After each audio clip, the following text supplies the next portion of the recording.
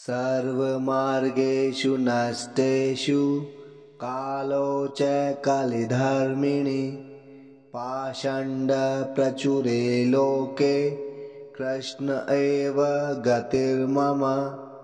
म्लेच्छाक्रान्तेषु देशेषु पापेकनिलयेषु च सत्पीडाव्याघ्रलोकेषु कृष्ण एव गतिर्मम। गङ्गादितीर्थवर्येषु दुष्टैरेवावृतेष्विह तिरोहितादिदेवेषु कृष्ण एव गतिर्मम। अहङ्कारविमूढेषु सत्सु पापानुवर्तिषु लाभपूजार्थयत्नेषु कृष्ण एव गतिर्मम। अपरिज्ञाननष्टेषु मन्त्रेष्वव्रतयोगिषु तिरोहितार्थदेवेषु कृष्ण एव गतिर्मम।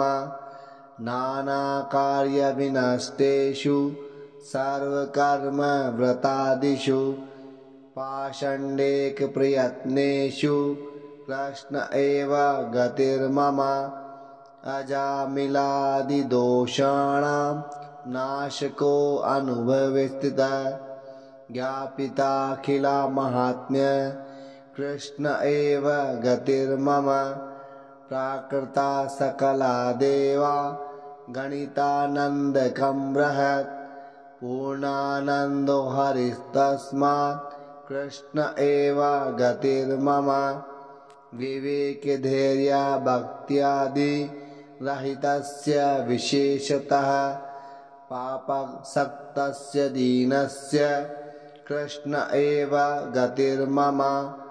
सर्वसामर्थ्यसहित सर्वत्रैवाखिलार्थकृत शरणस्तसमुद्धारं कृष्ण विज्ञापयाम्यहम्। कृष्णाश्रयमिदं स्तोत्रं यः पठेत् कृष्णसन्निधौ तस्याश्रयो भवेत् कृष्ण इति श्रीवल्लभो ब्रवीत्। इति श्रीकृष्णाश्रयस्तोत्रम् सम्पूर्णम्।